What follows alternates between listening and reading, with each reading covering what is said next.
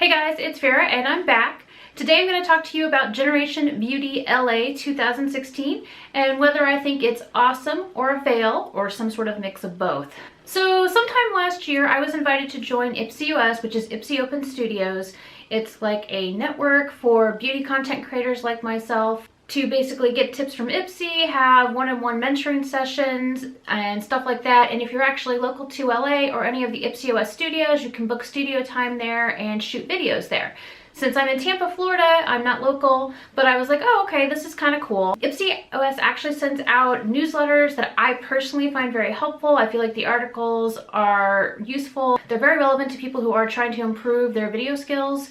And so in general, yeah, I love their newsletter and I think that they're doing very well with it. In October or November, I think it was November, I received an invite to attend Generation Beauty LA 2016. And I also received an invite to their special cocktail party, which was some sort of like super event that only 500 people were invited to. And you had to RSVP and you couldn't bring a +1. It was like very, very, very limited.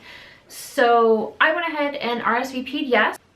Ipsy OS continues to send out letters talking about Gen Beauty, talking about how it's a great networking event for you to meet other content creators like beauty creators and brands, and they start really, really selling it hard as like this amazing networking event.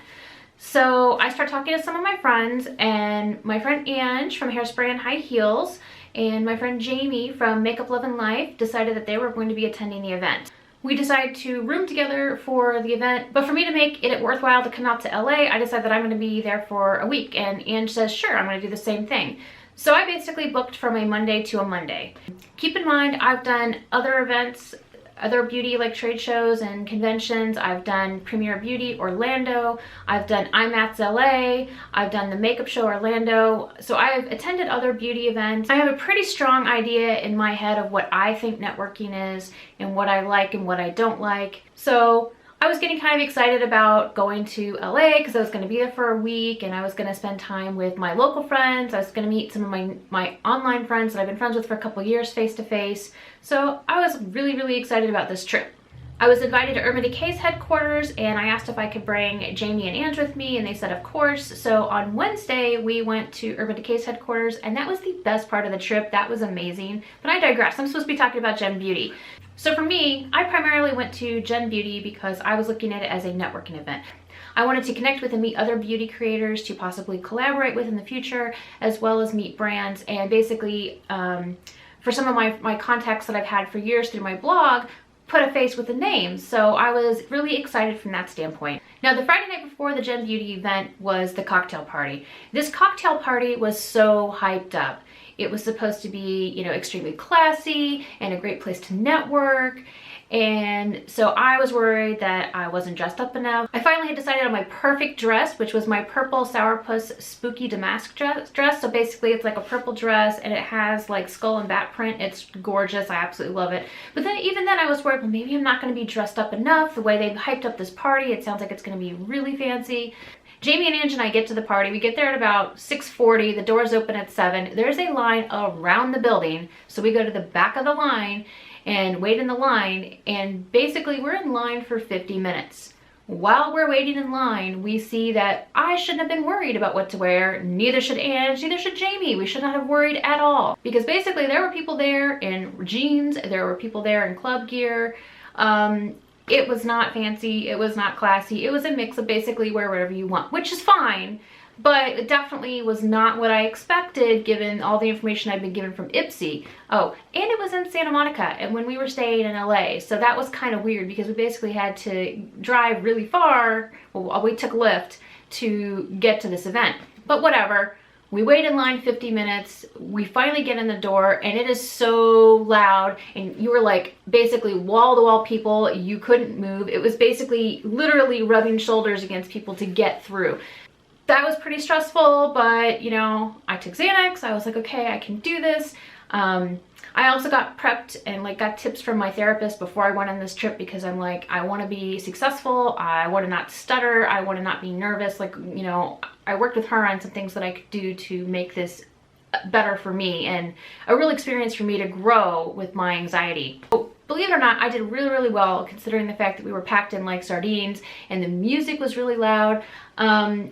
We basically wedged our way across the room and we saw that there was like a DJ booth up here and like basically just wall to wall people.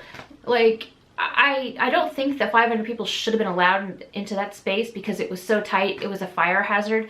So I basically get to where there's like another door to go outside so that I have a little bit of space.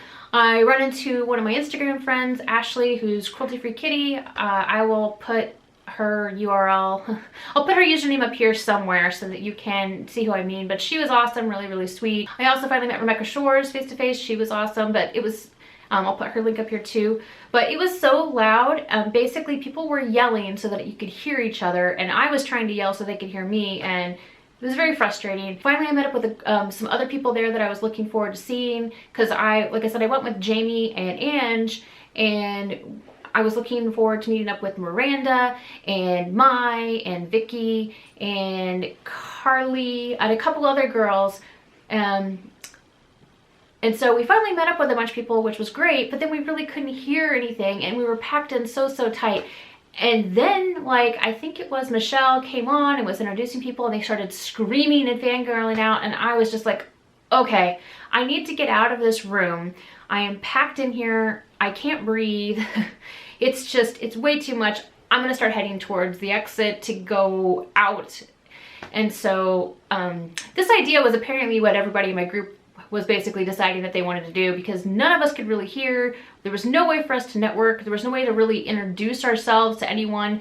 If you happen to recognize somebody and they would recognize you, maybe you could communicate, which is how I was able to say hi to Ashley and Rebecca. But for the most part, it was terrible because like it was like being in a club. It was pretty much kind of like sensory overload. But I kept calm, I kept deep breathing, I started wedging my way through the room, literally rubbing shoulders with everyone as we were trying to get out. As we were on our way out, we went to go pick up the swag bag from the party, and we overheard that basically there were not enough bags for everybody they had attend to the party, which made no sense because Ipsy had said in their Periscope that, oh, there'll be bags for everybody who attends. This is a special party that you have to RSVP to attend. So they knew how many people were coming. And the fact that they were short bags was just really weird and seemed like it was very poor planning. Definitely a fail on the part of Ipsy.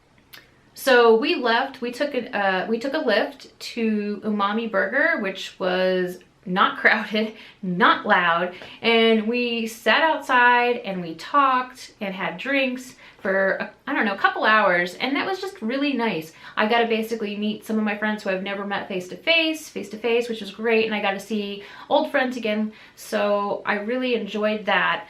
And to me, that made Friday night worth it, getting to spend time with the people that I really wanted to connect with. Well, the cocktail party was definitely a letdown, not a cocktail party at all like I expected.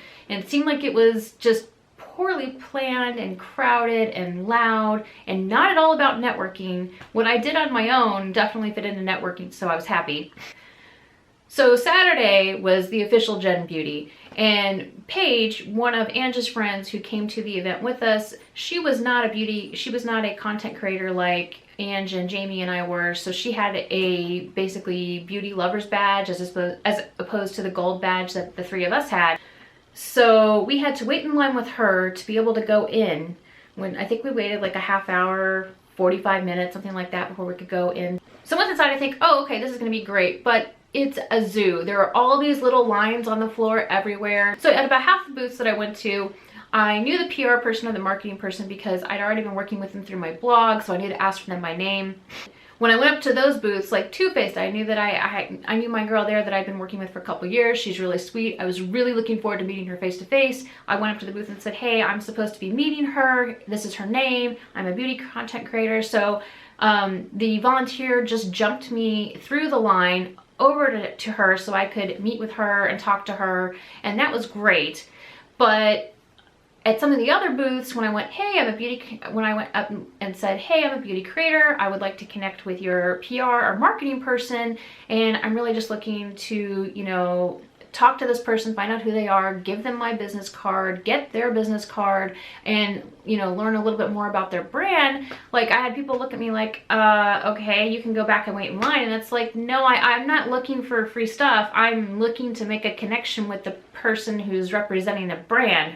I found out later on that the volunteers working at the booths didn't know that beauty content creators like bloggers or vloggers who had gold badges were to be allowed to talk to the marketing person or PR person at the booth. So they didn't really even know what to do with us. They were mostly just told to stick people in a line and get people through the line as fast as possible. We only stayed at Gen Beauty on Saturday for a couple hours because it was just crazy with all the lines. Again, I went and hung out with my friends.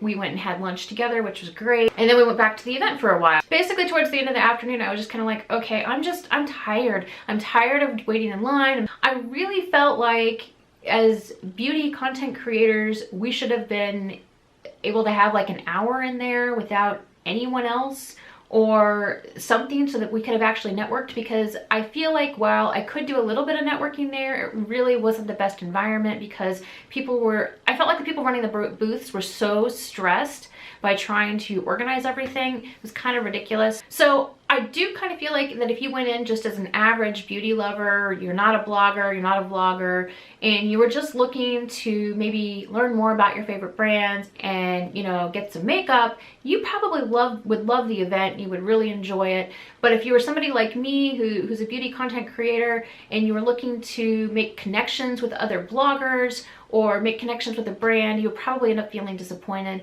So I kind of felt like it was a fail on that part. If you're curious, you can watch my friend Miranda's video. I feel like she was way more articulate. And she was also able to compare her experience from last year to this year.